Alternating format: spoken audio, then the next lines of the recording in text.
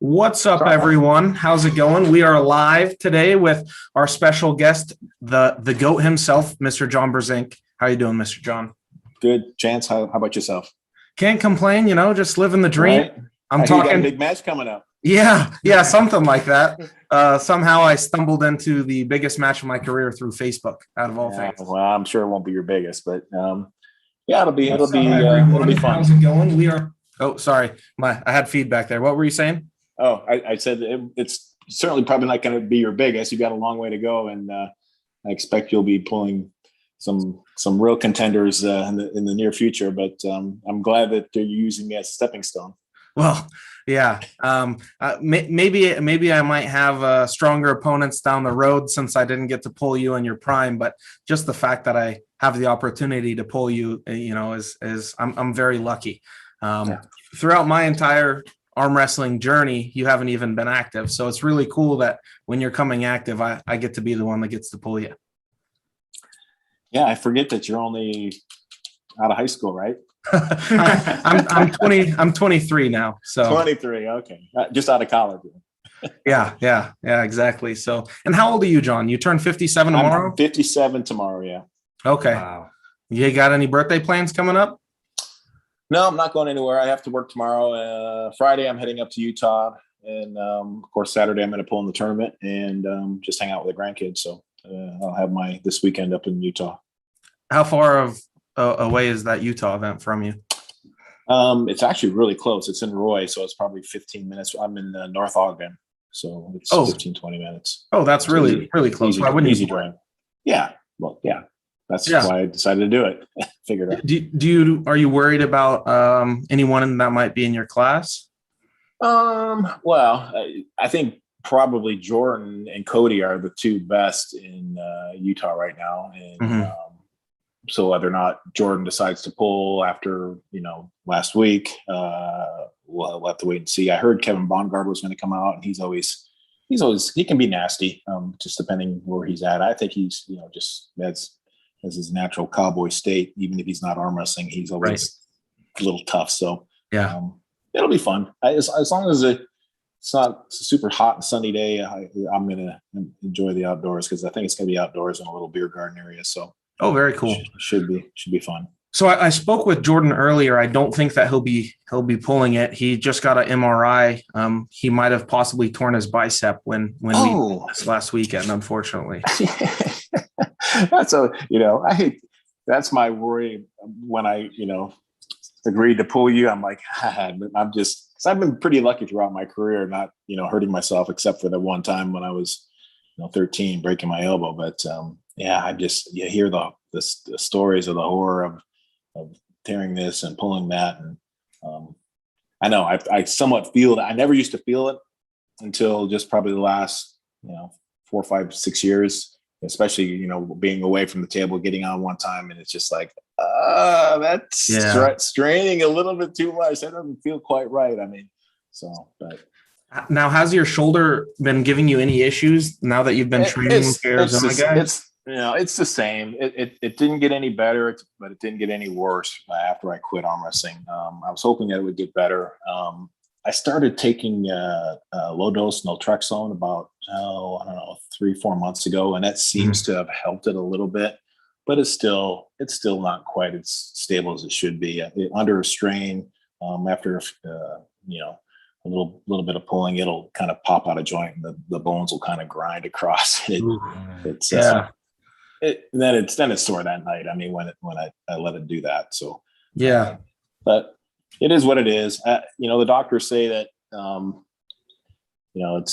not hurting it by putting pressure on it like I continue to arm wrestle. It's not making it any worse. It's just old age arthritis, and it's going to make noise, and it's going to be inflamed when it does that. So now, is there any surgery or anything that you can do to repair it? I don't know if a few more years down the road, if I'm really having trouble sleeping, I would probably search that out and see if surgery was an option to help me sleep better. But I'm done with the surgeries. I mean, I don't know if you know or not, but I did the shoulder surgery back, it's probably been 10 years now.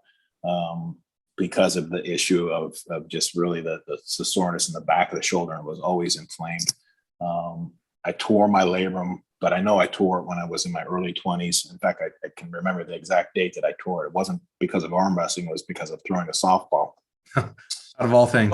So I got talked, well, I not really got talked into it because I'm the one that searched it out. But after the MRI and they looked at it, I basically went in and got the labrum completely redone. So 6 anchors. The labrum was completely detached except for where the bicep tendon was at. But it had been like that for 20, 25 years. So talking to a doctor after I did the surgery, years after, when I still had similar, same issues, the other pros were saying, yeah, no, your labrum was probably more stable than it ever could have been before they tore it off and tried to re-anchor it down. Yeah.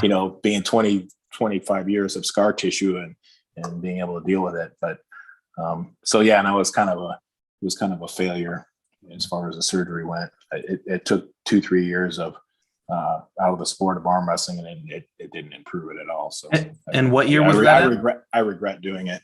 I'm thinking it was probably, I don't know, probably after 08, 09. I'm thinking like 10 years ago, 2010, maybe 2009, 2010. Gotcha. Yeah. Okay. Well, we touched a little bit on this tournament coming up in Utah. You mentioned Cody Merritt might be the biggest guy in the class for you. Have you ever pulled Cody? Many years ago. Cody's always been an expert lefty. I'm not even sure where he is at right now, right-handed. Well, he's probably trained a little bit better right-handed right now, because didn't he hurt his left with he did hurt his left. Yeah, against Robbie Topi, he broke one of his bones in his forearm there. But from when I've talked to him, he said it's recovered. He's competed with it a couple times.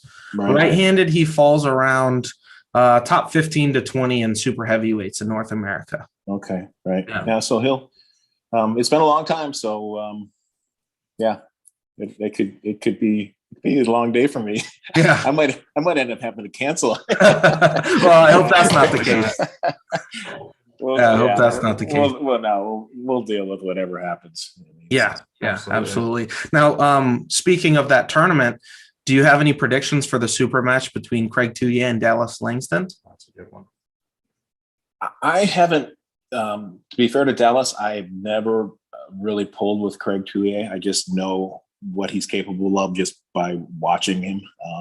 And so I would bet my money on Tuie if I was betting on that match.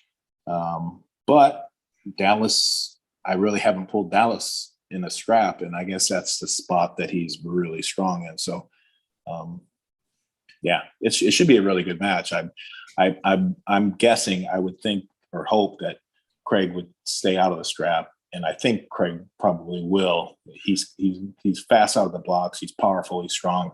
I think he's going to probably try to take control.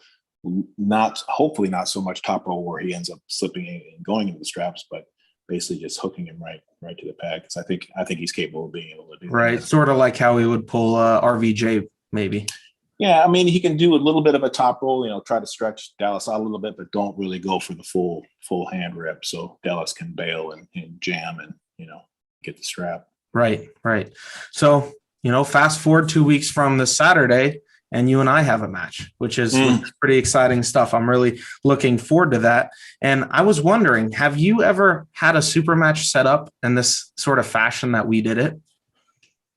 No, in fact, I was actually, it was my own fault, I guess, the way I wrote it. I was basically inviting you to hopefully come up to West Virginia, because I know you were interested in training and pulling, and I was making a trip back east. I thought, how fun would it be? But yeah, I guess I did attempt to word it and present it in such a way that, like I said earlier, why not make it a thing, versus just a casual thing. So yeah, no, that was definitely kind of spur of the moment. I read that and I thought, Travis had called me, I think the day before, so I knew I was going to go out there. So I thought, why not? It's perfect timing, perfect opportunity to see where it goes. Yeah, absolutely. And what do you What are you planning to get out of a pulling me in a match? What are your goals? Well, I told Devin, and it's kind of my mindset is I just want to see where I'm at. I mean, it's been so long that I've actually arm wrestled and competed with a referee in a really straight wrist, ready to go situation that I wanted to see if I even possess that skill set anymore. I mean, I've been just dabbling since I stopped in 2015, where I just practice. And I mean, be honest, between you and me, I have a really tough time with Dustin Allen, and you creamed him. So, but I know that I can do the same. I think I could do the same thing in a tournament setting. So I kind of just want to see if I'm able to really step it up a notch or two when the situation's right like that. And, but I told Devin, I says, you're going to be my kind of pro gauge. And it's really unfair to even try to compare you against the competition that I might have in the top 8. But my thoughts were, if I can't beat Chance, I got to call Igor the next day and say, dude, I am out. Unsign me up for this top 8 crap. So, yeah, I mean, you'll boost my confidence. If I can beat you, I think to myself, I still have it. I could still possibly do something with that top 8 group. But if you just cream me, then I'll shake your hand and say, thank you for that. I'm back to retirement. That puts me in a terrible spot. So if I win, you retire? That's terrible. I told a few people, this might be just a one and done, but yeah. Well, I hope that's not the case, but I also don't want to lose. So it puts me in a predicament there. Right. Speaking of Dustin Allen, how long have you been back training with him? We started getting together maybe the week before I went to Romania. So it's been maybe the 1st of June. So I've got maybe 6-7 weeks, and we hit it hard like Wednesday and Saturday. So twice a week. So I'm 6-7 weeks into arm wrestling again. And it's funny. It's to me, I mean, all the tendons are there. It's just, it really only takes like 2 or 3 weeks and I'm almost back to, I mean, Dustin laughs. He says, you felt like weak as shit, because I don't know how much he's been arm wrestling when he hadn't come over here, but the first few times he would come over, he was, not toying with me, but I'm 100% red face and struggling and like feeling like something's going to rip, and he's just still hanging there with me. I'm thinking, what am I still doing this for? Next week, it's like a little easier. Next week after that, I'm a little more calm or more comfortable. So it doesn't take long for those tendons to harden back up and get that confidence back where you can go 100%. Yeah, absolutely. And what made you want to start on your comeback? Was it Romania? Yeah, no, it wasn't Romania. Igor Mazurenko's guy, Krill, basically asked me or offered me or presented to me the fact that they wanted me to arm wrestle the guy that I drew for the top 8 in the first round in Moscow, Russia on July 20th, July 21st. And so I laughed at it and I said, come on, guys. I mean, I need a little bit more notice than that. I mean, I didn't realize that things were even back opened up. But I basically said, I gave him a crazy number, like, I'll go and do this, but I ain't doing it for nothing. I mean, it's going to have to be this. Oh, we'll get back with you. Okay, yeah, that's a good deal. I'm like, okay, well. And then 3 weeks later, I get the word, well, no, things aren't quite as easy as they thought it would be. And there's problems still with getting a visa. The Russian thing is a little bit more complicated with the COVID than they had thought. So, which I'm like, okay, well, yeah, I really didn't feel like getting my ass, beat in the first round, because it puts me in the lower bracket. I'd be asking to quit, after. Yeah. But the number was high enough where I was like, I can be bought. So, but yeah, that's how the fire was lit to actually I called Dustin as soon as I heard that. Like, you need to come over. I need to start pulling a little bit, for crying out loud. I mean, they're asking me to pull here in 6 weeks, and if I go out there cold, it's going to be ugly. Gotcha. And that match is at 209, right?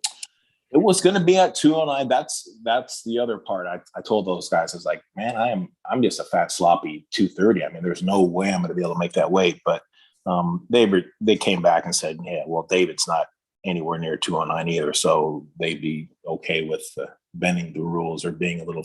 I think they've gone from the top 8 being the structured, having 8 guys there for all 3 rounds, to now just trying to piece it together with different, just single, almost super matches, but having the same group of guys, but having them, separated out. So, So that's what's your weight at now then? I'm still right. It's impossible for me to lose weight. I'm still right at 230.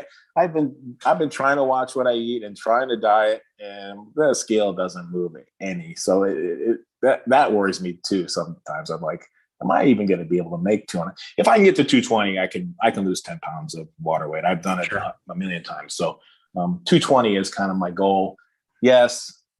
Now that they've stretched it out to end of October, November, I'm a little bit more relaxed now. So I'm not, the easiest way for me to diet in the past has always been, and I know it's completely wrong, but starvation. Yeah.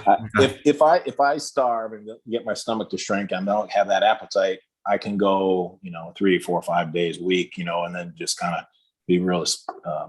Eating right is just never worked for me. I'm always hungry if I'm eating right. So it's just miserable for me. So it's really tough to lose weight. Plus, I like drinking beer. As I've gotten older, it's kind of my crutch for pain relief. It puts me in a better state of mind to deal with the aches and pains of old age. Yeah, well, hey, drink as much beer as you want. Right. No, yeah, beer and pizza. I'm going to carb up, definitely. Yeah, there you go. So I should be getting about a 230 pound version. 230 pound. Yeah, no, I don't. 230 is where I'm at, and I'll be wearing a loose shirt. Well, I'll have a couple pounds on you. I think I'll be about 300 pounds when we pull. All right. I'll have to dig up I think I've got a couple of Hawaiian shirts. I was thinking about maybe getting some dark rim glasses and Hawaiian shirts so I can confuse the spectators. Yeah, there you go. I was actually thinking about bringing you one. So if you want to wear it, you'll have one. Right. You'll have an option. But don't be scared to bring your own. That'd be quite the honor, right? So, how have you been feeling against Dustin and Eric? I know you mentioned at first Dustin was kind of not struggling too much, but what about these days? Well, practice mode is different than tournament mode. Sure. So he's a great workout partner. I mean, I've got 3 guys now: Eric Wolf, I've got Brandon Hall that's been coming over now, and then Dustin. And they all feel like tanks if they get their position, and we're pulling kind of slow into it. But yeah, I mean, I think honestly, if I had a referee over here and we were, straight up ready to go, I'd take a deep breath and try to block out any pain that I'm going to kind of feel. I can still put it away pretty quick, but I know Dustin's strong. Did you pull with Dustin at all afterwards, just to see how strong he is, and just feel him in his sweet spots? I mean, were you able to completely control him from anywhere on the table? Yeah, I was. Shit. I feel like there was just a little bit too much of a gap up top, where regardless of what position he was in, because I was controlling the top, I didn't feel a whole lot from him. I'm not doubting that if he was able to control the top, that he might have been able to do the same to me, but it just wasn't the case. So I pulled him, and then I pulled with him a bit, and then after that I pulled with Eric Wolf right after. Oh, okay. Right. And to me, Eric felt a little bit stronger than Dustin. I'm not sure if that was because I was fatigued at that point or not, but yeah, Eric felt a little stronger for whatever reason. Right. But, yeah. And so is it just those 2 that you're training with? You mentioned someone else. You probably don't know Brandon Hall. He's been kind of out of the sport almost as long as I've been gone, but he pulled a few WALs. He used to be about 280, 290. I think he's down to about 230, 240, but the big bone structured guy, big strong hand. So yeah, no, great to work the hand and wrist and top row with. Yeah, you have some amazing training partners. Yeah, absolutely. And John, if you're able to, could you actually share with us a little bit of your game plan coming into this match for Chance? Over the air, yeah, I guess why not? So yeah, I needed to discuss this with you because this is so important, especially I saw what Devin mentioned. I think it was with you about the rules. If we're going directly to the straps, which from what I'm gathering, that's kind of where you want to be or where you want to go. And Devin's right. I mean, if the rules are such where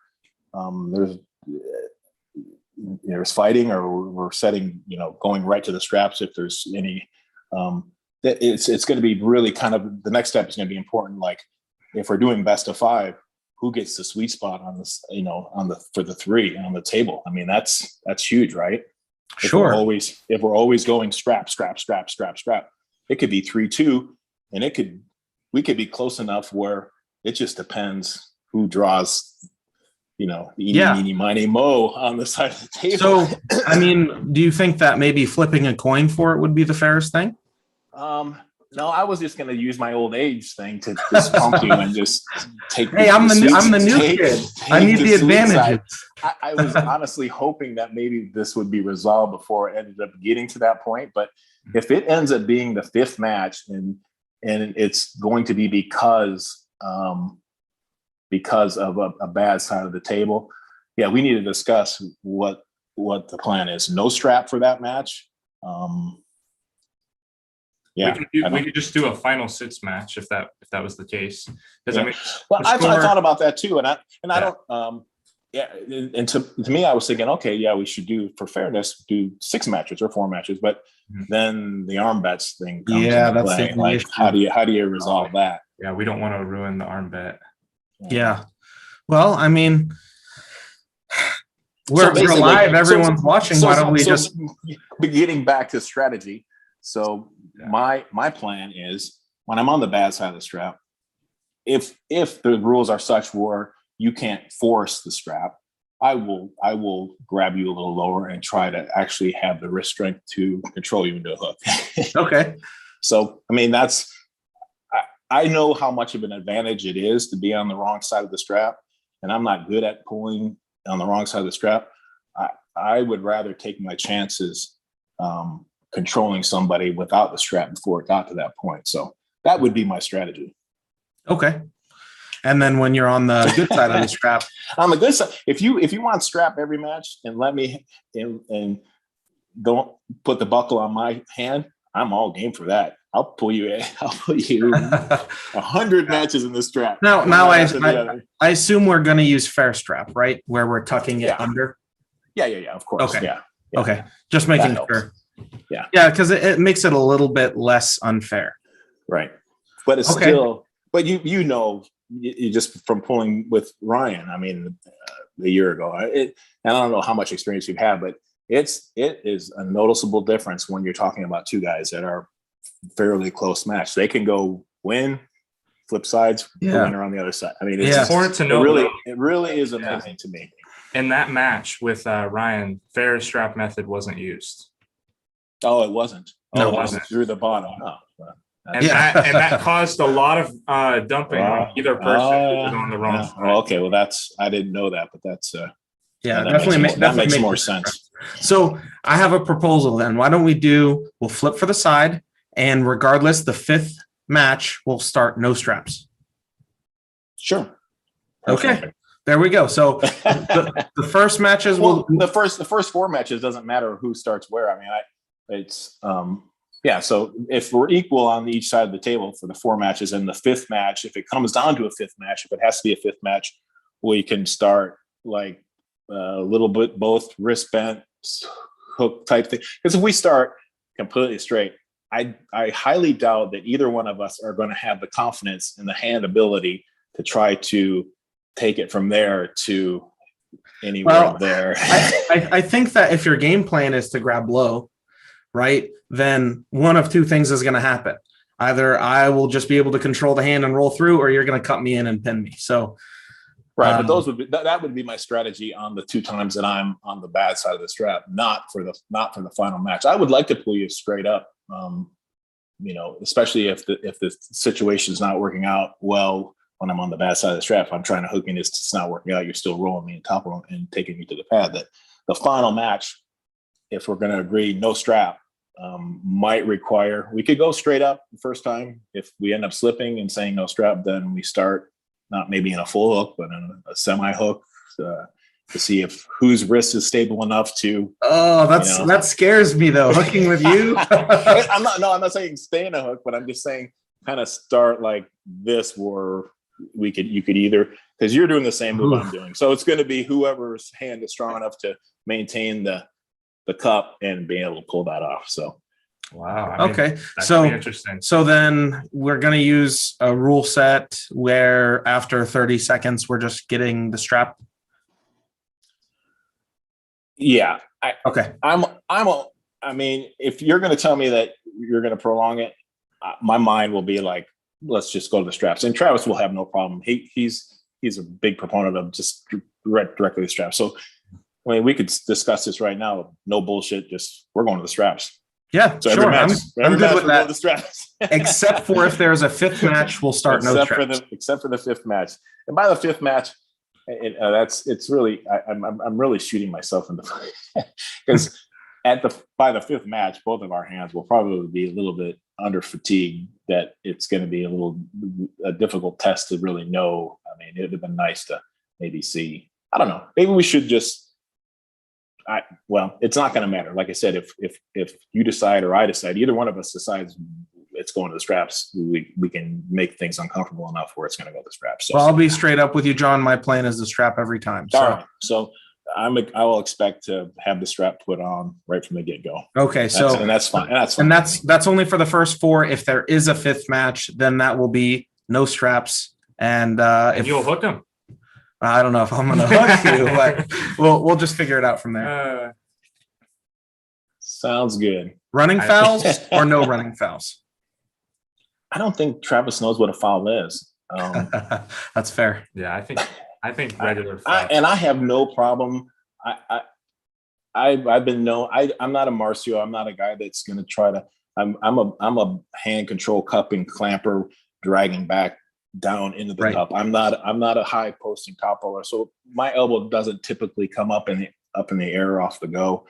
If we're pulling and arms are being readjusted, and by being readjusted they come off the cup a little bit, I don't think that's huge. There's not a big advantage. I would hate to see a match stop for that. So I would say yes. No fouls or running fouls that are ignored, because I'm okay with it if you're okay with it. I mean, yeah. I mean, I think both of our styles are going to be such that it's not going to be a huge issue. I don't foul very often. If it's due, it's a warning. If I ever foul, it's a warning for going early. Yeah, that shouldn't be an issue. If it's flagrant, I mean, if it's like you needing that extra inch off the backside of the cup to get the pin and the elbow drops off the tabletop, then yes, of course, stop the match. But so then we can do something like no position gained is no foul, position gained is running foul. It's such an interpretation on the referee, but I would just say referee, unless it's just super ridiculous, just let us arm wrestle. Okay, yeah, I'm good with that. We'll make sure that happens. Yeah, and if anything crazy happens, if I jump my arm and push it, then it'll obviously just be a foul and a restart. Right. Okay, sounds good. With that.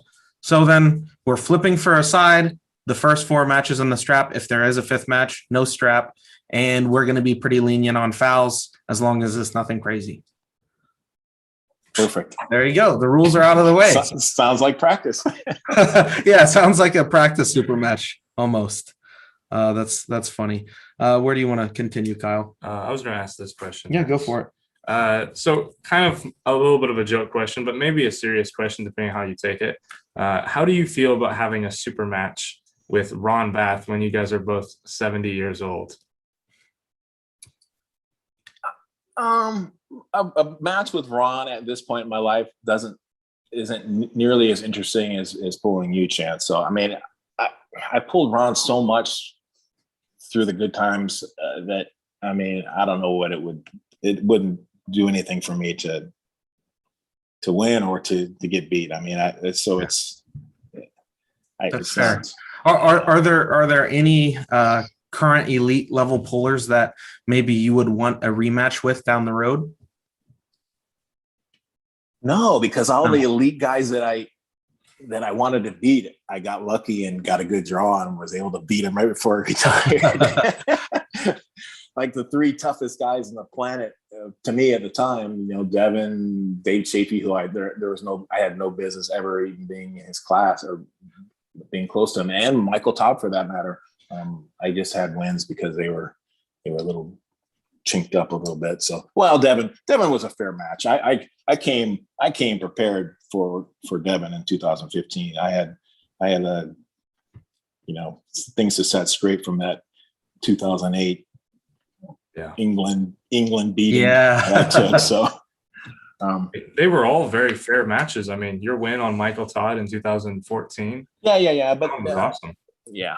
But he did struggle. And we played some little dirty pool with, the bracketing, which it's all part of the game. I mean, he ended up pulling Jerry, or decided to pull Jerry. I ended up conceding to Jerry and letting him beat me, just to try to, be fresh and to see where, I mean, if he was smart, he probably should have conceded to Jerry, but then Jerry would have been in a position to win the thing. So it was a little chess thing that went on. And how did Jerry get knocked out? Who had to beat Jerry on B side?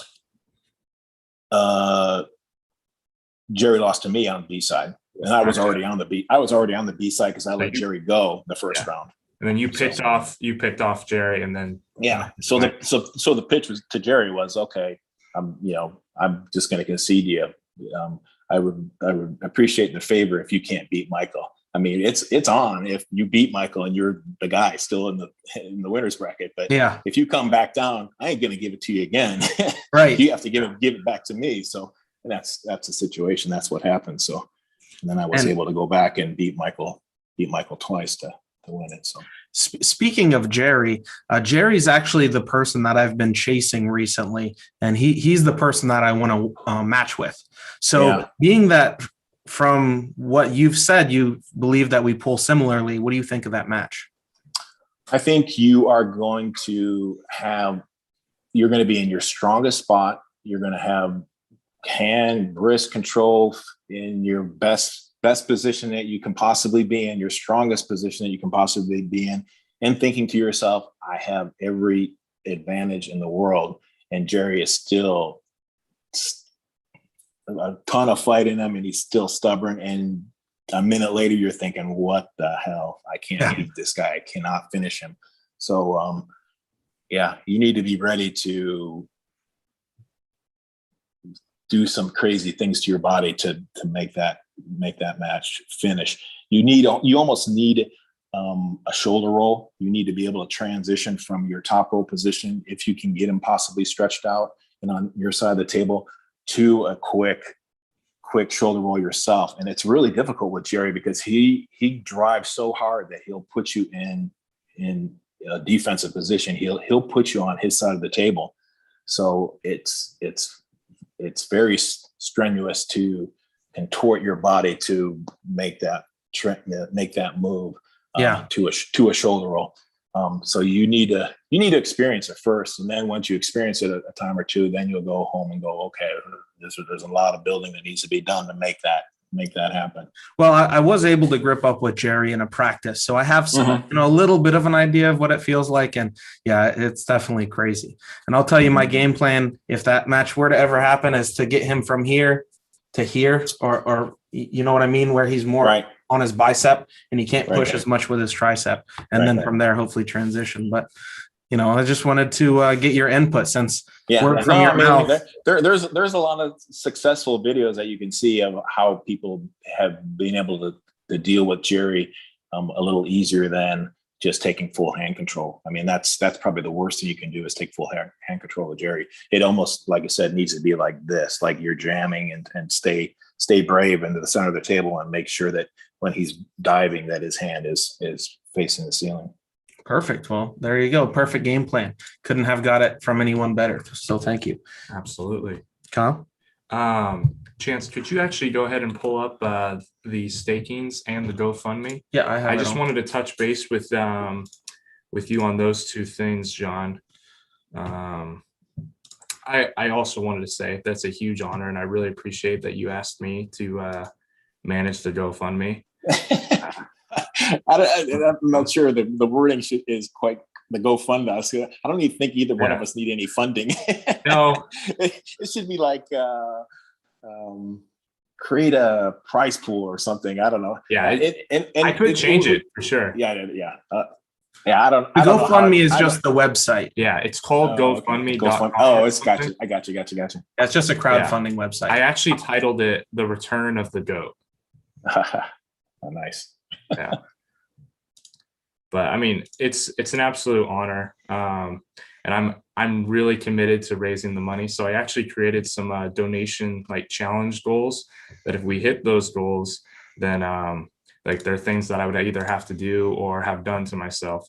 And I don't know if you can tell, but I currently have a reverse mohawk right now. Right. Turn around. Yeah, so it's pretty ridiculous. Well, I think it'll grow back. It'll grow back for sure. Someone was trying to get me to shave my eyebrows yesterday for a donation goal. And I was a little hesitant on that one. All right. So what are the goals? So the goals right now, so for $1,000, which we're pretty much at, is an eyebrow slit. So that one's reasonable. That's kind of cool. Yeah. Those would be cool. I mean, to me, these are all things I would never want to do, but it's the reason that I'm doing them that makes them cool. So it adds a lot of value to it. Just the fact that I'm doing it for Chance Shaw and John Brzenk. And then for $2,500, I'm going to dye my hair pink and get a spray tan. You're not going to have much hair to dye. I won't have much hair to dye, that's for sure. And then for $5,000, I'll pierce my ears and get colored nails. And then for $10,000, I'll allow the top donor to choose whatever hairstyle they want for me to have on July 31st. Obviously, they're going to be limited on options. But if they want me to go get a wig, I suppose I could. And then for $15,000, I'll get a tattoo that says Tugboat. All right. And then for $20,000, I'll wax my entire body and drink a bottle of Daniel Moser's hot sauce. Oof. Yeah. That would be a tough one. Yeah, it's gonna be tough that one sure. might make me sick for a few weeks. I'm not sure. Yeah. I might have to start prepping for it. That might be a hospital visit. It might be. I'll try to prep for that one, assuming that we would reach the 20,000 goal. It was actually Devin that suggested to make the goal 20,000 because I asked him. I was like, for sure. Where's Devin living?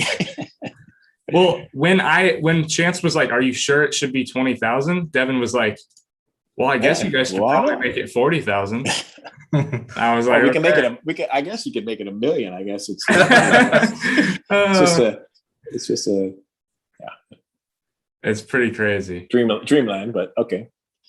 But anyway, yeah. So, I mean, Devin has so much respect for you, just like we all do. So he thinks it's doable, and I'm honored to be put in this position. So I'm gonna commit 100%, try to make it happen.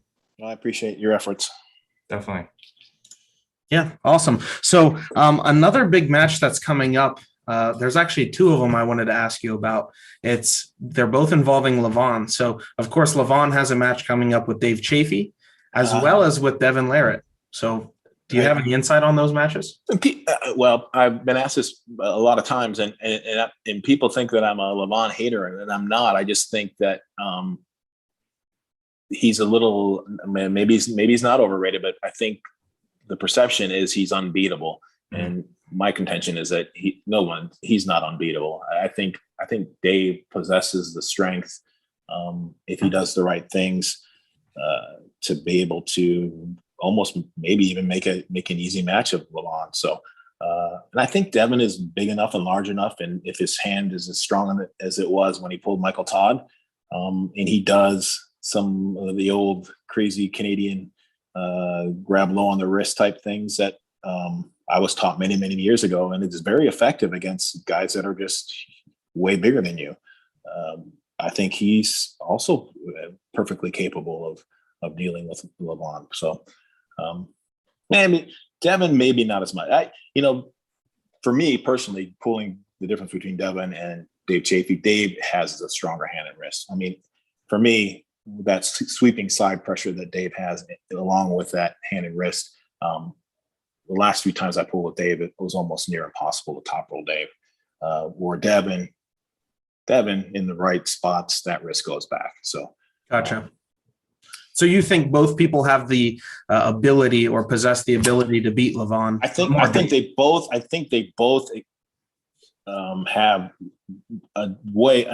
plenty of strength to be able to beat Levon. It's just being able to get a hold of Levon's arm. I mean, Levon is going to stand those guys up because he's so big, so tall, and he's protecting his hand well by, doing that posting style top roll. That it's very intimidating. It's like trying to arm wrestle a tree trunk. You can't really get any power when your hands open so much against someone that's that big. Right. So, I mean, that's the key. It's not, if they can somehow get it to that wrist to wrist, and if they have to give away the hand position, if they can avoid even just grabbing onto the man's hand and just grab him a little bit lower on the wrist and can get that wrist to wrist, I think both those guys are going to have the arm strength to be able to beat Levon. Okay. That's my hope, I guess. I'm not speaking from experience, or I mean, maybe Levon is just ridiculously rock strong in a hook, but I haven't seen it yet. I mean, everything that I've seen from him has been up top. Yeah, I think the last time we saw him was in a hook was in 2016 at the WAF. Yeah, maybe was it Krasny? Krasny Yeah. forced it. Yeah, yeah. I mean, Krasny's one of the best at doing that, and Devin and Dave should take note of that. Yeah. Speaking of Krasny, he has been the one giving me training advice, so I hope he has some helpful tips on how to be.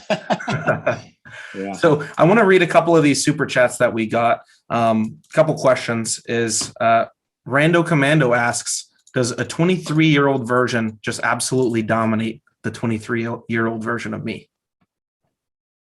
Me at 23? Yeah. I don't know about that. Yeah, I didn't have. I threw my shoulder out when I was 20, 21. I was actually probably more dangerous like at 18, 19. I had success really early on, and then I hurt my shoulder, and so I kind of faded for a year or two, but then kind of bounced back. I don't know. I didn't have too many people. I mean, it's not the same. Back in the 80s, I mean, it was the United States and Canada. That was the arm wrestling world. It wasn't craziness like it is now, where we got these monsters from who knows where they come from. But but yeah, I think for sure I was better at 23 than I am right now. So yeah, you don't have to worry about the fact that I'm coming in stronger than I was when I was 23. So yeah, well, we still don't know how strong you really are, and we're gonna find out. Well, I need to take some speed or something. I needed to get my brain. Maybe I'll just start drinking Red Bulls when I wake up that morning. Yeah, that's the toughest thing as I've gotten older. It's not so much. I think all the connection tissue and the strength and the muscle is actually even better than it was in my early years. But it's that nervous system, that being able to punch, having that speed factor, because that speed is such a dangerous, powerful weapon in the sport of arm wrestling. And once that starts to fade, it's a lot harder for sure. Yeah. Well, if you want someone to wake you up, I'm sure Travis Bagent has something for you. So you can always talk to him. No, all jokes aside, that kind of brings me to my next question. You mentioned the 80s and 90s. It was mostly the US and Canada. How do you think the top guys in the 80s and 90s differ from the top guys today? I think the top guys in the 80s and 90s would be very competitive with the guys of today. It's just that there was only one or two of them. I mean, the Dave Pattons, the Johnny Walkers, the Cleve Deans. Each class had a really dominant person, and I don't know, maybe it was because there was a freak in every one of the weight classes that it discouraged a lot of people to even be competitive, because they would go up against the Johnny Walker and just get creamed. So I think the 8 guys in the 80s and 90s were, they were more genetic freaks. I mean, they were just natural monsters. Yeah. Couldn't they compete against the unnatural monsters of today? I say yes. I think yes. I think that there's really not that huge of a difference of natural and unnatural. And we had our good freaks back in the 80s and 90s. Yeah, you did. Yeah, such as Cleve Dean, right? Right. Yeah. Johnny Walker, Dave Patton. Yeah. There's a lot of them. Have pulling styles changed a lot since then? I've noticed in this more because of the Europeans that a lot more cupping strength, a lot more ability to get matches in the hook. I think back in the 80s and 90s, it was actually a little bit more of the top roll was a thing and the straps. And now guys have gotten so strong that there's a lot of guys that can just actually control the match, inside. So that's kind of, I guess, the big difference that I see is,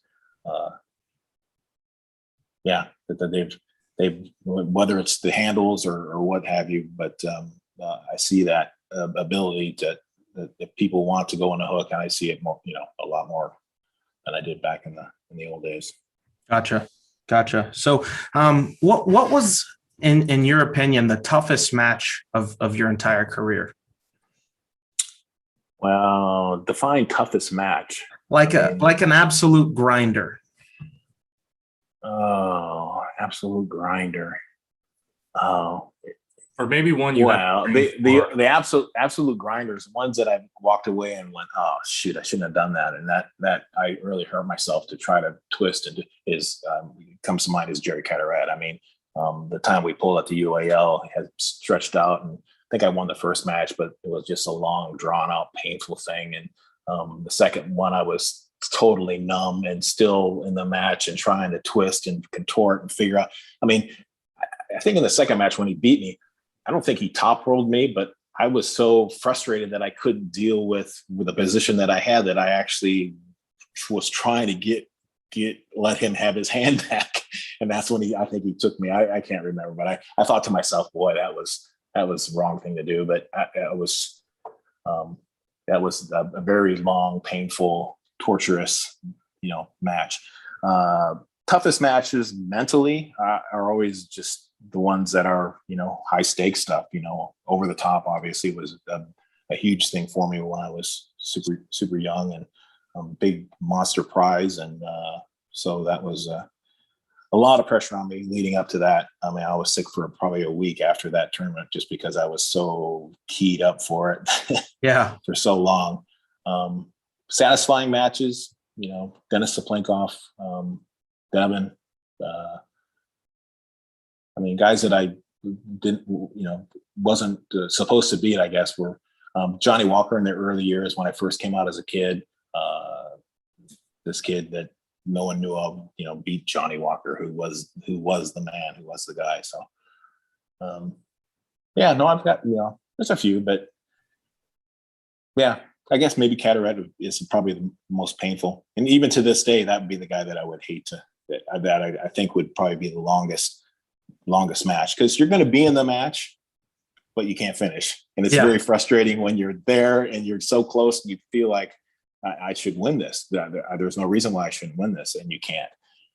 Other guys that can take you out of position, you just lose. I mean, you walk away, you get beat. But,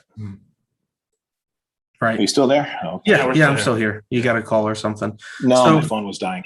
Oh, well, we won't keep you. You better wrap it up.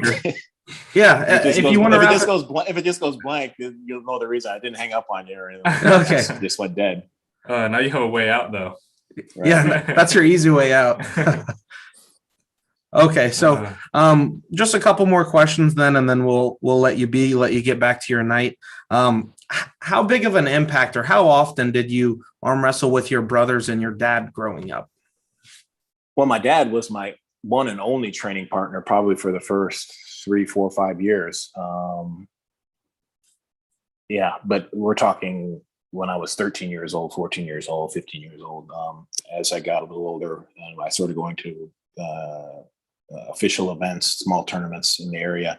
Then I started getting with some of the guys that were Rod Widener, a few different other guys that were in the area that I would train with. But my brother didn't really get into the sport until, I don't know, probably 10 years after I was into it. So he was always into BMX bicycling. So that was his thing, is bike racing. So not until probably the mid 90s did Bill really take it seriously and try to pursue it. And we did have some good training sessions with, Bongard and my brother and a few others, but yeah. Okay. Yeah, so Bill wasn't super instrumental. I mean, but yeah. Gotcha. Now, forgive me for not being familiar with this, but what level was your dad at in his prime? My dad didn't start arm wrestling till his mid-late 30s, so he had a real late start. I would have. This is generous to say that he was probably state level champion. Okay. I mean, he would go to bigger events, chasing some of the big names, but would always fall short. He was never top 2, top 3. He was always the 4th guy, the 5th guy. But he would try to mix it up. I mean, he would try to go and compete. And he traveled quite a bit. Gotcha. But, so a mid-level pro, probably. Mid-level, yeah. Okay. And last question, and then I'll let you go. Besides myself, is there anyone else that you'd be interested in having a super match with anytime soon? No. No, there isn't really. I mean, the guys that I look to and I look up to and think, oh, okay, that would be that guy's gonna be great. Like Asfarini, they're just I know my brain thinks, oh, I would love to pull him, but I know he would just embarrass me. So the new guys that I would want to arm wrestle, I feel unless I'm better than I think I am, they're just out of range right now, out of my league. And that's really tough because it's really tough for me to. I might be out of. You might be out of my league, to be quite honest with you, but it's really tough for me to get a legit super match where people think that, oh, okay, this is a fair match because of my reputation in the last 30, 35 years. My ability has gone down enough, but my reputation is still quite high. So it's really difficult to find a good matchup. But well, I mean, if you want to take staking as any idea of where the public views this match, we've been pretty even the whole time. Yeah, I mean, you're right. trailing ahead a little bit, but this might be the right level match for you to come back. Right. Now, if you completely toy with me, you're going to be bumped up quite a few notches. And upfront, honest, in my mind, I view this as a 50-50 challenge. I do not think that I have an advantage in any way, shape, or form. I'm just more curious than anything. So I'm not going to be shocked one way or the other. But I do believe I think I can be competitive, and I think we're going to be. I think maybe you won't be surprised, but I think we're a good match. That's why I decided to throw it out there. I thought, he's not quite out of my range yet. Maybe, I don't know. That's my thinking, anyways. That you might well be better than I think you are, but it's either now or never. You're not gonna get any worse, and I ain't gonna get any better. So it has to happen. It has to happen in 2 weeks. Yeah, why not now? Well, I've seen a lot of people putting it as old Brzenk versus fat Brzenk. So that's one way to look at it. That's what Devin titled me, at least. So, all right. Well, I really appreciate your time, John. Is there anything else you wanted to say? No, I think we covered it all, huh? I think. Yeah, we covered a lot. Yeah, we did. And I guess the next time I'll see you is going to be on Friday. We're going to be over on Bowen's channel. Is that right? Yeah, I haven't talked to Ryan about that, but it'd be nice to have the three of us. You know, Ryan's always good at mixing it up, and I know you guys got history, and it should be a fun little trio. Yeah, yeah, absolutely. Maybe I just sit back and let you guys hash it out. You can be the moderator on that. Right. Yeah. So I typically do we always do the Zoom meeting at 4:00, and if he's game for it, like I said, I haven't run it by him to get the okay from him, but I don't see any reason why he would not want to have you on. I don't see Ryan telling you no. Yeah, no, I think it'll be a go. So if you got time, 4:00 my time, which is 7:00 your time on Friday. Yeah. I mean, for you, John, I'll make the time. All right. Appreciate that. All right. All right, Chance. All right. Take it easy, John. Thank you. All right. Take care. Bye. You just ended at the bottom, Chance? Well, I'm not going to end it because we're still staying live. John, you got to click out of it. Hang up. I'm so, oh, there it is. The red button. Leave. All right. Take care. There you go. See you, John. All right, take care. All right. Man, my hair really does look awful. It looks terrible. Oh, man. Looks terrible. That was so stressful.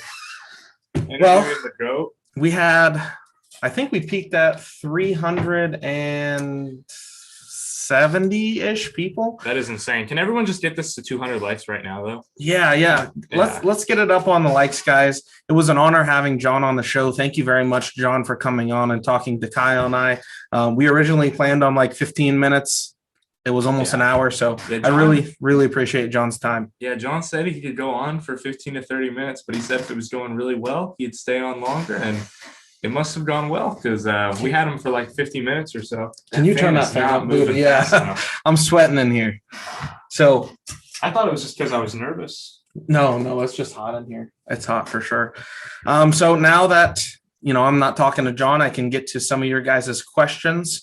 So I'm just going to randomly scroll up a little bit and then see what questions you have. But feel free to ask questions about the GoFundMe, about staking, about anything. The topic of tonight is obviously my match with John, which is July 31st in West Virginia at the Dave Patton Classic.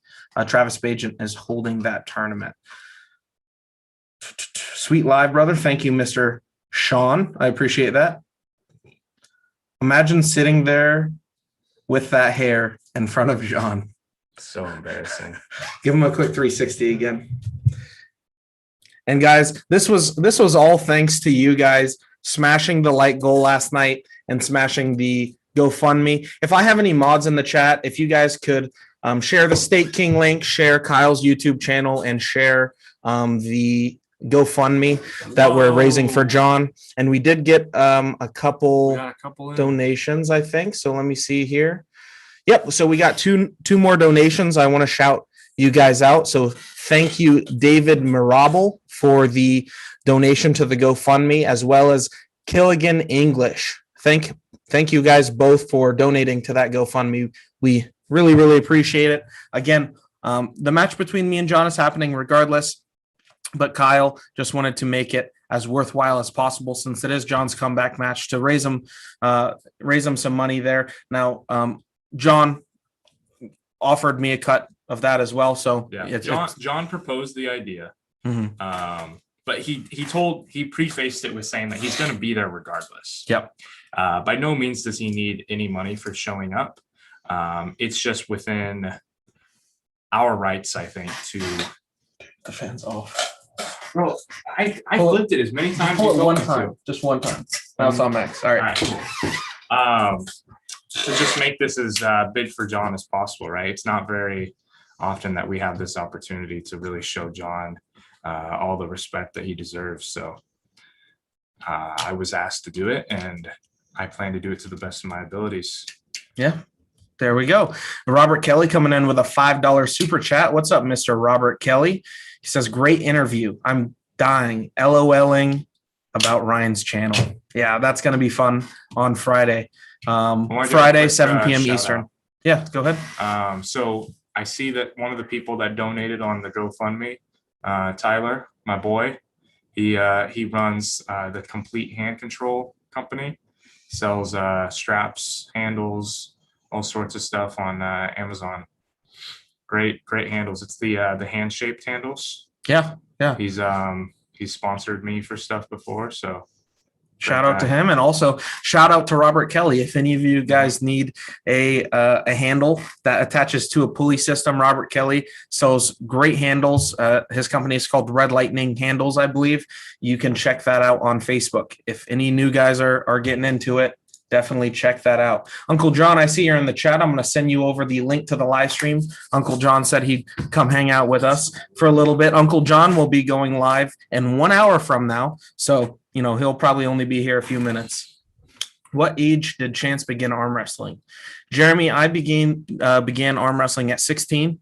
I was just 2 months from turning 17. So pretty much when I was 17, but April, what year was that? April of 2015 was my first tournament. It was a WAL tournament in Jacksonville, Florida. I ended up taking second place in the amateur over 200 class. Chance should make a Fatal 4 belt and defend it like the Hammer. Jeff, that's actually a really cool idea if I got that made. What's up, Mr. Jonathan Thompson? Our other favorite John. My second favorite John in the house. Hey, what's up, players? What's up? How's it going? Dude, what a downgrade in Johns. Hey, the second best one. Just a smidge under. You're Bro, the second best John. You were killing me last night on Arm TV. I was? What was I doing? What was my favorite thing you said? People had time stamped a few of the things. There was it's so great. Hey, John, now that you're on here, never mind. I got it figured out. That's what I was trying to do.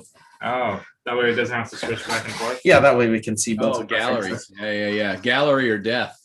Yeah. Best. I would have had that the whole time, but I didn't know how to do it, and I wasn't going to stop the stream to figure it out. But yeah, Arm TV last night was hilarious. You were hilarious. It was a good one for sure. Yeah. We got a super chat coming in. Let me just read these. Chance, how much stronger do you feel compared to when you pulled Todd Hutchins in November last year, and compared to Ryan when you pulled him in February? Way stronger. I'm about 60 pounds heavier than when I pulled both of them.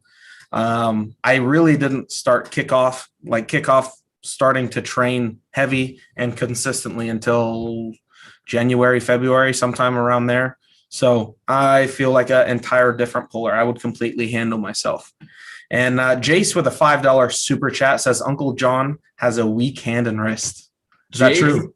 Is single-handedly supporting the poor, weak wrist children foundation of Uncle John. He is really doing the Lord's work. I tell you what. Thanks so much, Jace. Yeah. Well, hey, Jace, when you're on my channel, super chatting, you're supporting the Gummy Bear Fund. So I appreciate you for that. Get it straight. And I have some unfortunate news that I'll go ahead and share. Haribo reached back out to me, and they're not doing any sponsorships right now. Can you believe that? Come on. Not arm wrestling sponsors, at least. Their response was that they appreciated it, but they get such a huge influx of requests that they can't do it at this time. They'll revisit it. Find out who do they sponsor. I'm curious. Think of one. I doubt they sponsor 0 athletes. Yeah, well, they didn't in the email. It didn't sound like they said they sponsor 0. It just sounds like they get so many that they can't do it. So, but I don't know. I might have to reach out to some other gummy bear manufacturers or something. Right? Yeah, I'm actually allergic to gummy worms. Yeah, maybe gummy worms. All I need is a gummy. Yeah. Worm, bear, whatever it is. You really go to the THC side of things, because I guarantee you there's some gummy people out there that would love to sponsor you. They definitely would, but he I've never had any THC in my body before. So goodness. I'm not selling my soul for some free gummies. Well, do not watch the show tonight with me and Evan Burgoyne, because I think we are both going to be enhanced. Hey, that's all you. That's fine with me. Oh man. Yeah. Speaking of which, you're going to be live in about 55 minutes here with Mr. Evan Burgoyne. Evan freaking Burgoyne. Who knows what's going to happen? Whose channel is that going to be on? Will that be on your channel? It'll be on my channel. Good old Uncle John. Nice. Right on. Yeah. Awesome. Well, Derek Smith's a little upset at me. He said I took his time. Do you know if he's live right now? Oh, you did kind of take his time. But, I'm sure he's also doing well. It was John Brzenk. I mean, Yeah, see, John told me the time, so I just said okay. when Brzenk It says doesn't something, show that Derek's live right now. Yeah, exactly. That's Yeah. why he was like, "Yeah, I haven't ran it by Ryan yet. If you're, if we can go on his channel Friday." I'm like, I have a feeling Ryan isn't going to say no. Yeah. So let me ask you this about Brzenk and just the last couple whirlwind days that have happened. How are you feeling now? Because John is so open and so humble about everything. He's just like, okay, well, let's talk about the plan, and he'll tell you the plan. He'll literally tell you the plan. Does that make you feel more comfortable, or does that make you feel worse? Of course, I feel more comfortable. John, when he told me he's going to grip me low, that's like the best thing that I could have ever heard in my entire life. Like, I just got this big smile on my face. I'm like, no one grips me low. That's where I feel so comfortable. Maybe it is John Brzenk, so if anyone's going to be able to cut me in, it's definitely him. But I like my odds when he's gripping me low there. And starting in the strap, I was a little worried that he would clamp down and press me, kind of like what he did to Devin. But no, I think we'll be all right. Very interesting. What do you think? I mean, can you really ask for much more out of an arm wrestler who if you just want to send him to like make arm wrestling look approachable and good? Like, John Brzenk is like the nicest human you could possibly imagine, right? Yeah. Not the flashiest. Travis Bajent is going to sell a lot of tickets too. But if you want to like send somebody to a school to tell the school to start an arm wrestling program, I'm just going to send Brzenk. Yeah, absolutely. I agree. Definitely not sending Gary Roberts. No. Just saying. No. Probably the last person I'd said. Snap. Yeah. Next. And then he's like, I'm the champ. He's like, all right, that's 5th grade. Let's go on to the 6th graders. Oh, too funny. But how does you, as someone who has staked in me to win, how do you feel about what John covered in the rules? Were you there when he was talking about it? Yeah. So you guys were basically talking about when I caught it, it was like the strap issue. So you're automatically going to go to the strap every match except for the last one. Is that what was agreed upon? If there's a fifth round, then it'll start with no straps. I'm not really too worried about that. I feel like if you weren't starting the straps, you're smart enough to get there. So in that last match, if you really, really want it, unless John is just so much stronger in the hand, unless he's just that powerful and he's actually as strong as his legend tells, and you're just unable to escape, I would be shocked if you were unable to escape, though. Yeah. Honestly. That being said, if John's hand is really that strong, then the strap wouldn't have mattered anyways. Well, right? that's it, right? We'll know. I think we'll know long before the last match if it comes to that. Yeah, absolutely. Got a so super I feel great, actually. I feel good because John is just kind of like low energy right now. He's like, yeah, we're coming back, but this, that. I'll be very interested to see what he does this weekend at that tournament. And if he just like, I would anticipate he will mow through people unless a Jordan Sill pops up or somebody, So we talked about that a little bit. Jordan Sill, I talked to him earlier today. He said he has a partial bicep tear. He got an MRI from the very first match. So yeah, beat Mike Aiello with a partial bicep tear. Yeah, which is super impressive. What a tough guy. Yeah, so he's getting an MRI to see how bad it is. So I would probably say that he's not going to be pulling. Yeah, but Cody Merritt is going to be. Merritt. Yeah. So Cody Merritt sits around 15 to 20 in the super heavyweights in North America. So, but John doesn't really do much with his left anymore, does he? Right. No, we're talking about right-handed. Right hand only. Yeah. I think on Chance's rankings, Cody Merritt is not in the rankings. Is that correct? I'm not sure. He's somewhere between. But I mean, still in strength wise, he's like a top 15 guy at least. Like he could take out anyone at I think 15 to 20 if he came prep for a match, and possibly even higher up on that list. So yeah, I'm interested to see. It'll be a good test for John. Because not that John should need a test, but I'm telling you right now, if Cody beats John, you better take out a second mortgage on your house and go stake on me because it's over. Well, I should have an extra $100 or so after Craig Tuie wins. Whoa. Whoa, not a chance. These are the wrong guys to talk to about that match. We're betting heavily on Dallas Langston. How is Dallas going to win when he can't get to the strap? He will. He will. He's going to be pinned before he can. Have you not seen his last tournament he competed in? Have you not seen Craig Tuie's entire career? Well, I think Devin, and every single event he goes to, he makes drastic improvements in something. The last improvement he made was his You mean slipping. Dallas? Oh, Dallas, yeah. Yeah. His ability to slip and control the height and the top. Even when he was dumping his wrists looked solid. So assuming he's worked on that stuff, which I know from working with him that he has, I think we're going to see a much more dominant version of him outside the straps. Well, let me tell you this, just to promote myself, there's a brand new show coming out on my channel tomorrow, and it's called The Stake.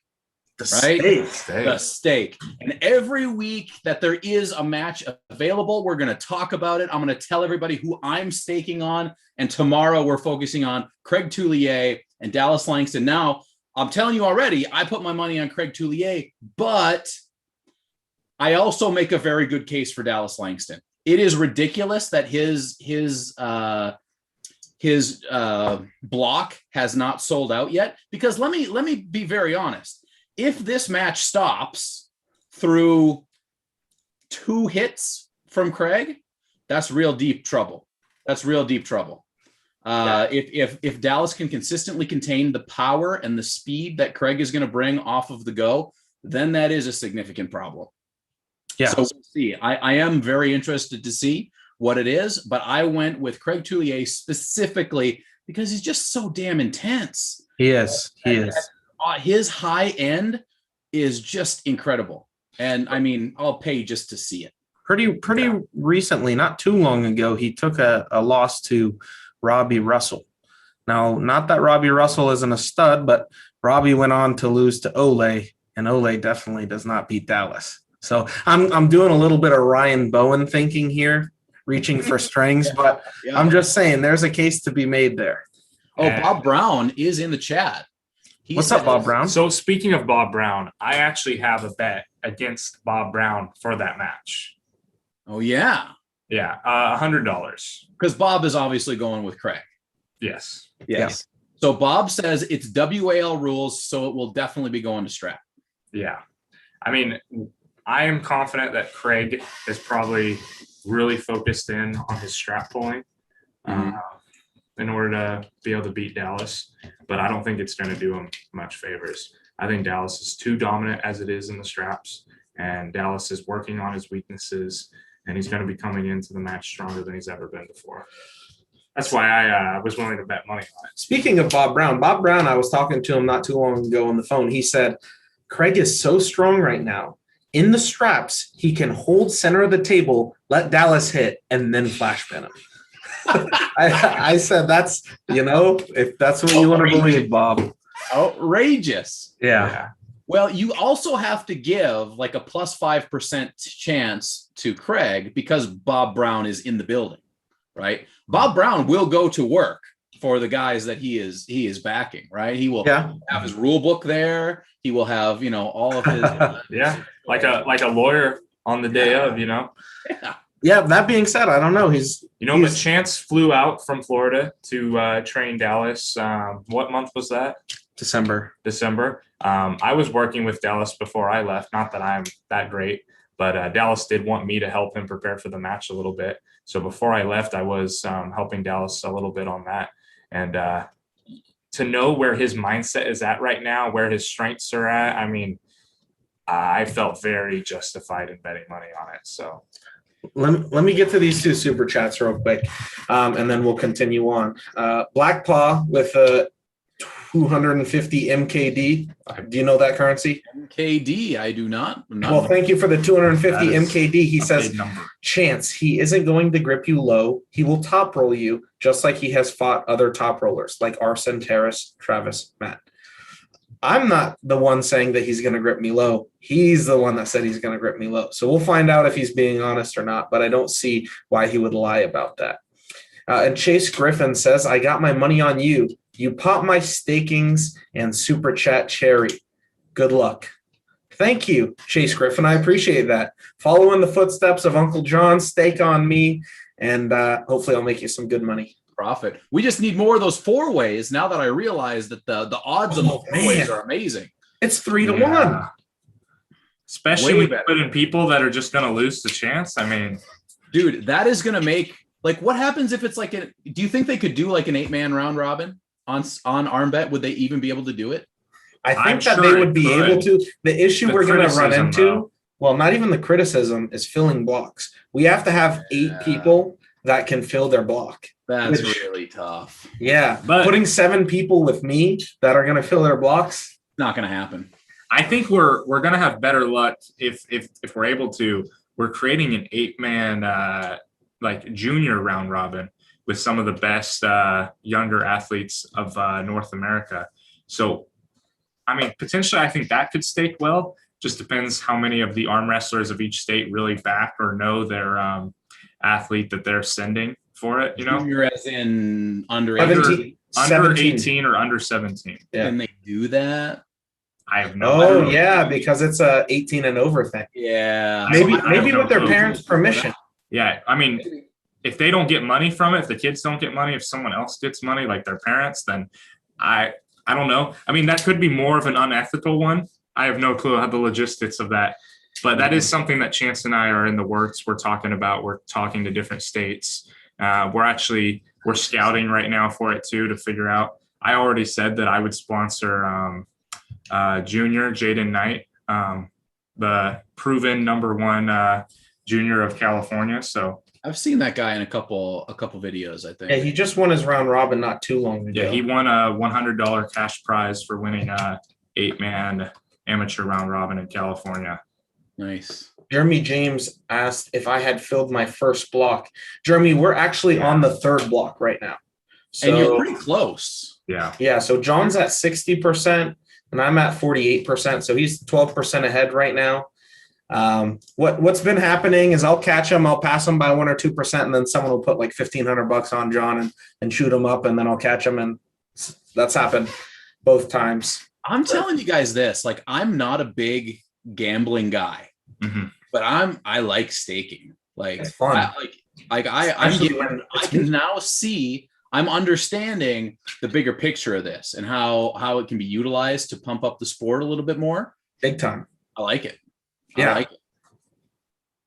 I like it too, especially when it's me in the matches. Yeah, right. It's really a win-win. It will become a coveted thing to be able to have a match that you're staked on, right? Yeah. They're not going to stake, Tom and Bob just at the bar doing a thing, right? You're going to have to be at a certain, so it's going to be like another mark in your progression as a puller. I think, hey, I got a match on Stake Kings with the arm bet, right? Well, they're definitely going to want a lot of them, but they're not going to want too many probably on the same day.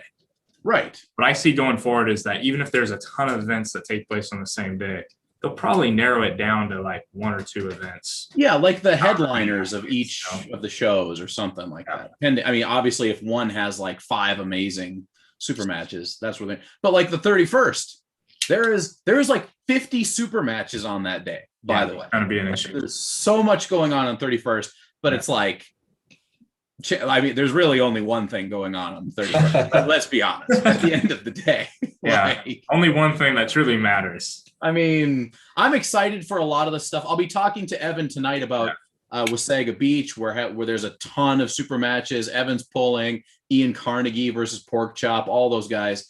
Yeah, so that'll be really good. When's Derek going live? Do you know? I don't think he's going live until. Usually he goes live for like the 2 hours before I go on. And unfortunately. So we screwed him over then, is what you're saying.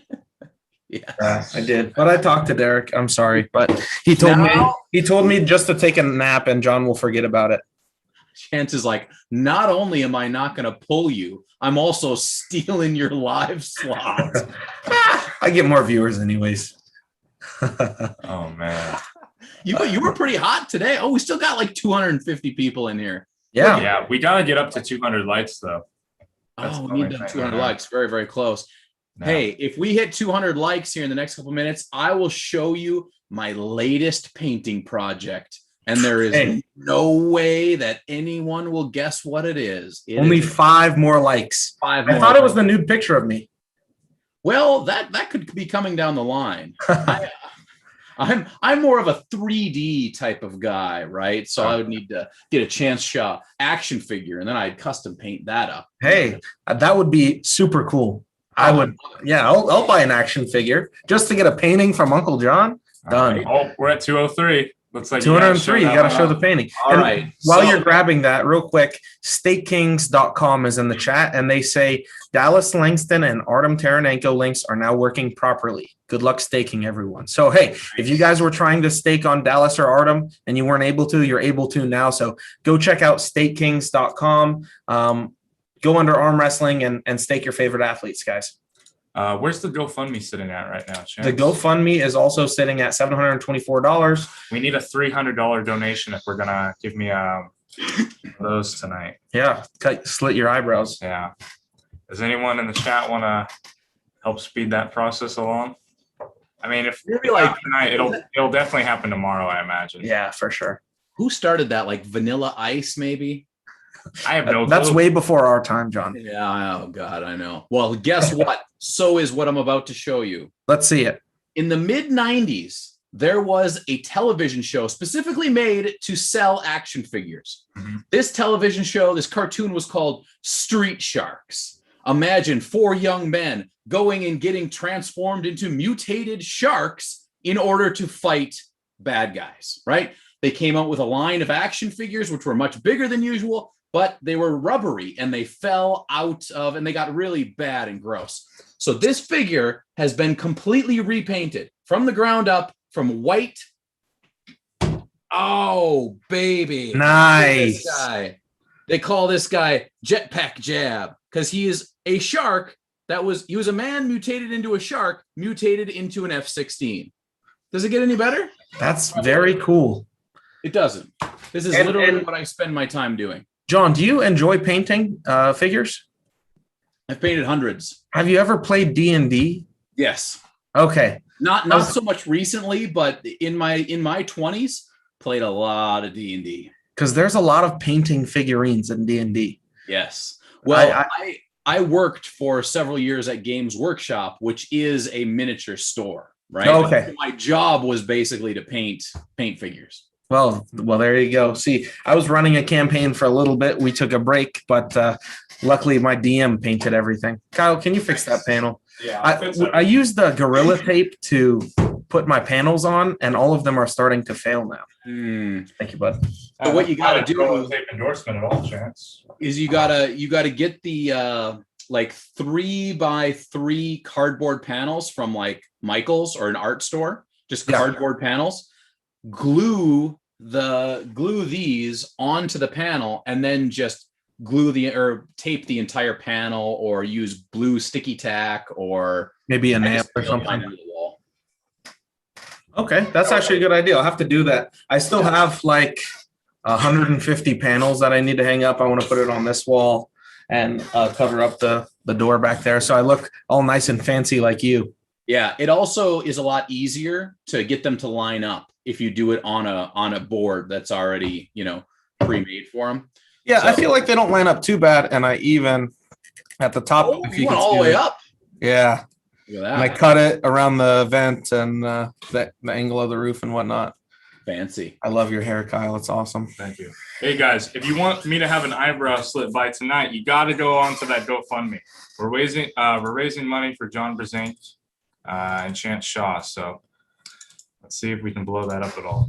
There you go. Post the link. Mm. Oh, so John, are you ready for your Arm Wars match? How's your training going? How's your weight coming along? Training's great. Left feels rock solid. My left is the one where it's just like, I'm like, you go kill. And it does. And it doesn't ask questions, and it doesn't give me any guff. My right, on the other hand, is like, I don't know about that. We might need therapy later. I hurt. And I can't do anything with it. So my right feels, I'm actually not training my right at all because I have a super match right-handed on the 31st. And there's something going on with like my bicep attachment up here. And any time I try to do anything outside of just using my hand, it just screams at me. So we're going to go pumpkin on the left hand for the next couple of weeks and see what happens. But There you go. the left is like not a problem. Not a problem at all. Speaking of left, when are you going to come down to Florida pull Artem, dude? So, well, it was interesting. Paul Italia threw up a thing on Facebook earlier today, kind of pumping that up. Sounds like there's a little bit of interest in it. The only problem is that it's probably not going to be until early next year, I would guess. I'm actually so in Canada, when you need like a medical like surgery or something, like you wait and you wait and you wait, and then eventually you get it, and then they just tell you what to do because it's not like the US, right? Right. So I have a minor surgery thing coming up in the middle of October after Arm Wars. Unfortunately, that's pretty much going to put me out with the time I have to take off, and then the time it's going to take me to get back to where I'm comfortable. It's probably going to be January, right? So I'm not going to really be able to do anything in the last couple months of the year. So I have two choices. It's possible that I might be able to make it down in August. I'm hoping to go to Minnesota and then maybe make a little trip out of it and then come down to Florida, back up. That's a possibility, but like I can travel now, but it's like Canada and the US are like, oh, well, if you get your vaccines, you can travel. I'm like, okay, cool. What do I have to do? And they're like, you must go on a journey and find these special rules that we've hidden on the internet, and we're not going to tell you where they are. And if you miss any one of them, we're going to screw your entire trip. Yeah, that's really annoying. So it's like the more they make the promises, and then it's just more and more difficult. So I don't know if any of that's going to be able to happen, but we are making a little bit of progress here. I'm pretty much already meeting requirements to get to the UK for Arm Wars, so that's not going to be a problem. But for whatever reason, the States and Canada just are not communicating very well. Yeah. Yeah. I mean, California also had very strict rules, but they were nowhere near enforced like the way it is in Canada. Yeah.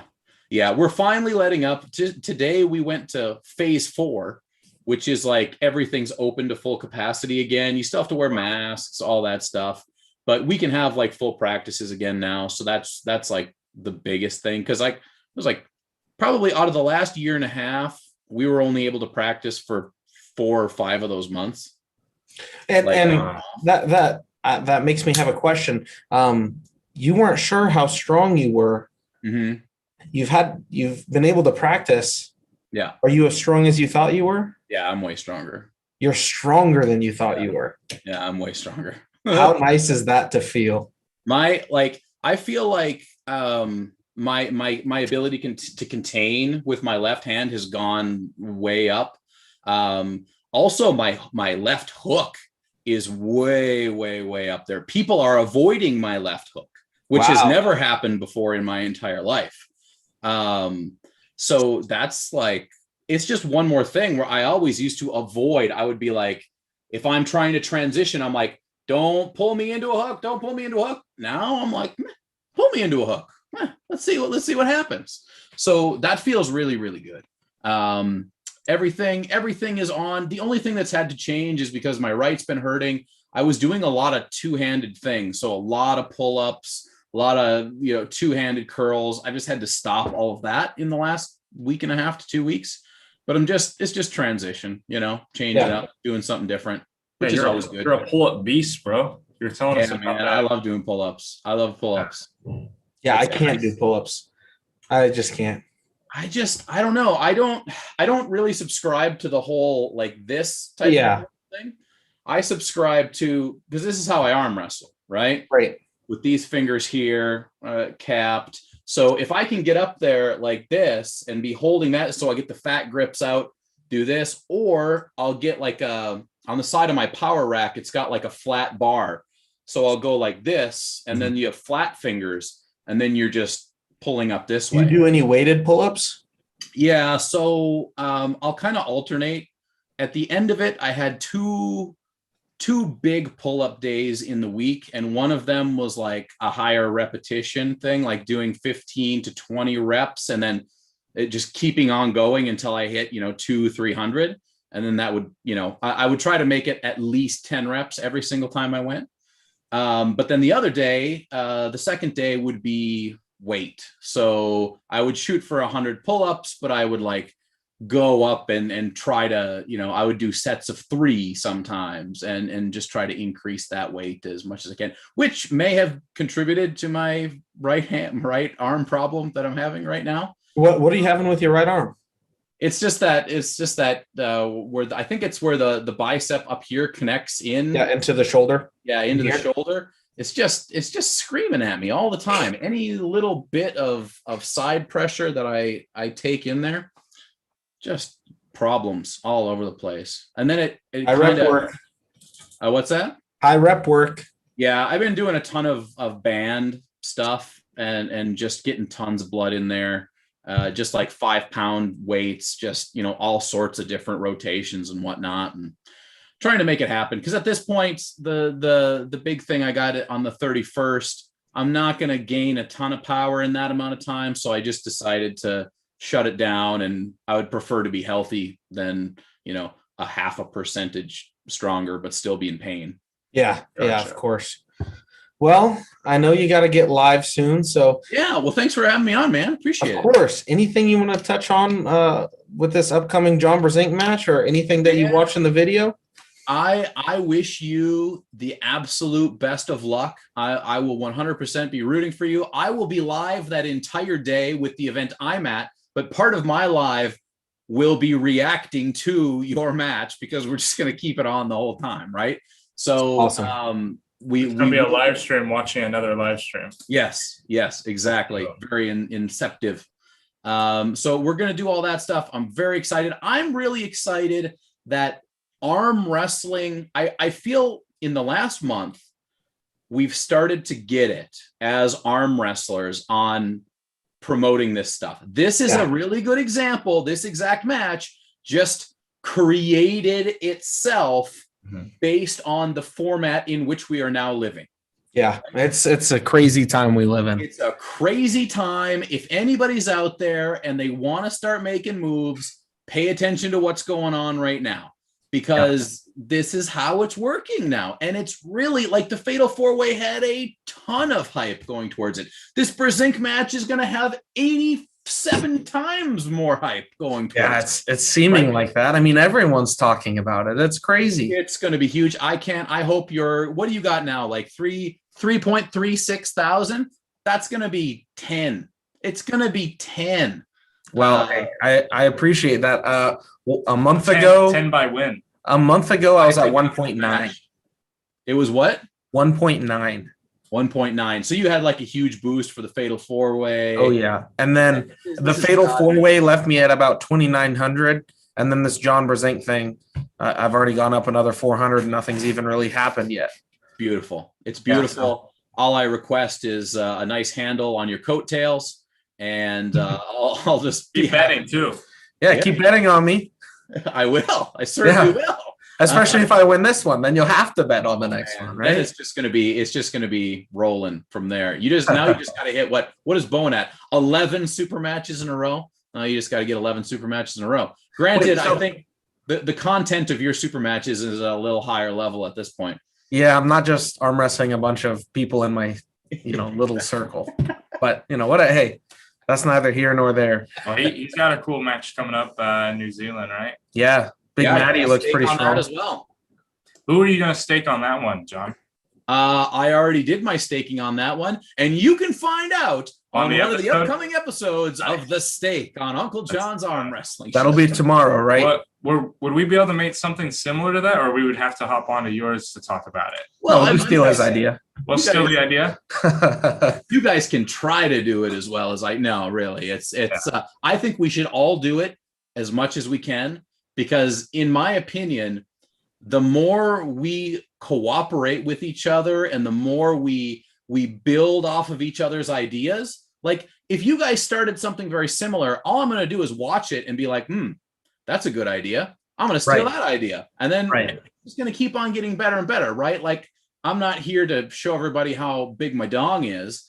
I just want in the show, right? That's too bad. I was excited there. Zoom chat. That's the OnlyFans side of things. Oh, okay. Gotcha. I signed up for that. Hey, that's going to be the next step for arm wrestlers. We're already on YouTube and TikTok and Patreon. Hey, before you know it, Devin's going to have an OnlyFans. The revenue streams are limitless. Let me tell you. Well, all right, John, I appreciate you coming on and hanging out. John's going to be live in 25 minutes on his channel with Evan Burgoyne. So make sure you go over there and check that out. Beautiful. Thank you, boys. Yep. Thank you. Let's go. Can we check our socials, different links? Yeah, real quick before we get off, we're just going to check the fundraiser. And somebody just came in with $100 donation on the GoFundMe. We're so close to reaching. We're so close to reaching the 1,000 by tonight. And I tell you what, if we hit 1,000 tonight, we're going to come back on the live just to shave that eyebrow and then get off the live. Do you think we'll hit it? Maybe we'll have to do it on Facebook. Yeah, well, let's see we'll what see. people in the chat think where we should do it. We can do it on We'll TikTok, see, but Facebook, YouTube. Thank you, Ryan Dragon, for the $100 donation. Ryan, we appreciate that so much. Let's just check State King, see if the percents have moved at all. So John Brzenk is at 60.43%. Wow. And I am at 49.2%. Oh, he's taking you by a bit now. Yeah, so he's up what is that, 11%? Yeah. John's beating me by 11% I wonder right who now. will reach 100% first, guys. Yeah, we'll find out. But we will probably go live if this hits 1,000. That's $176 away.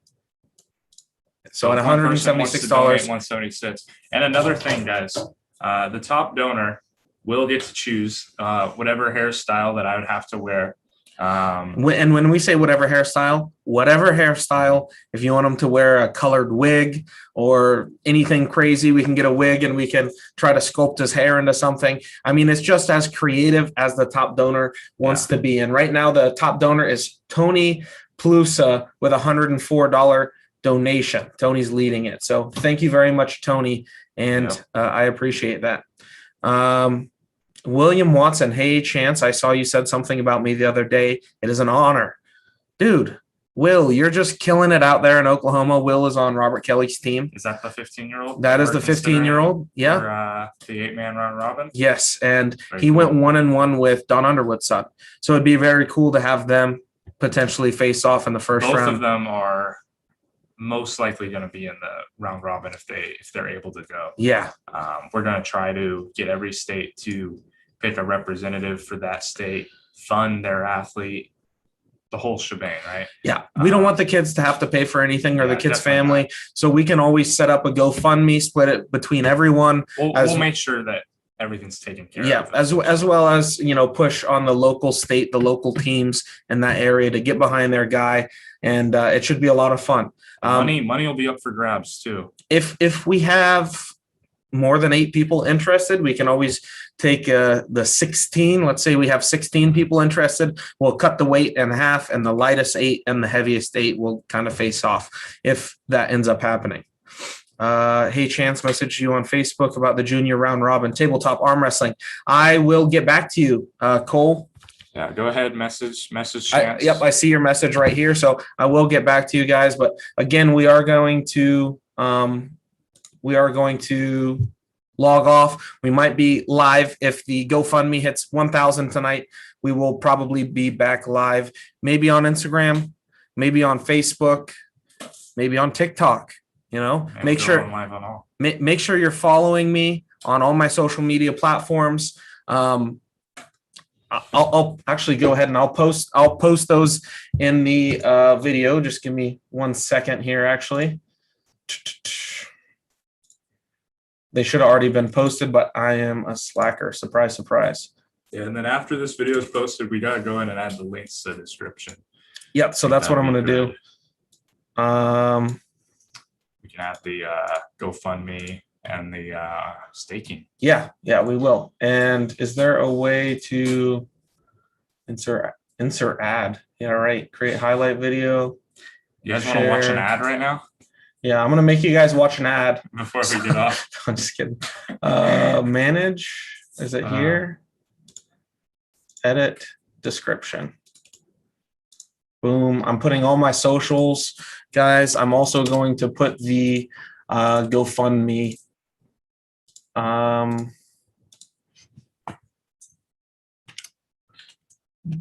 GoFundMe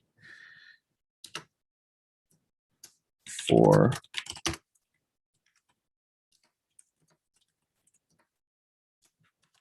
boom.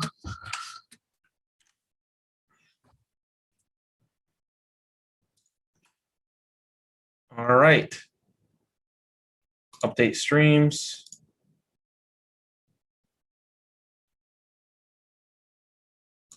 Update video, guys, and let me just plug my social medias here in the chat. Oh, it's too long. Let's see if I get rid of this. There you go. That should be good. Instagram, TikTok, Facebook, and also the Discord if anyone's interested in the Discord. So make sure you guys check out all the links. The links are also in the description of this video. It should be updated now. It just updated on my screen. So whether you want to check out the GoFundMe, Instagram, TikTok, Facebook, or the arm wrestling Discord, we're going to go live somewhere on one of those platforms as soon as the fundraiser hits 1,000. And again, it's only $174 away. So I do imagine that we'll hit that soon. Thank you guys so much for hanging out. I'm going to go ahead and end the stream, and we'll talk to you later. Later, guys. Is it over?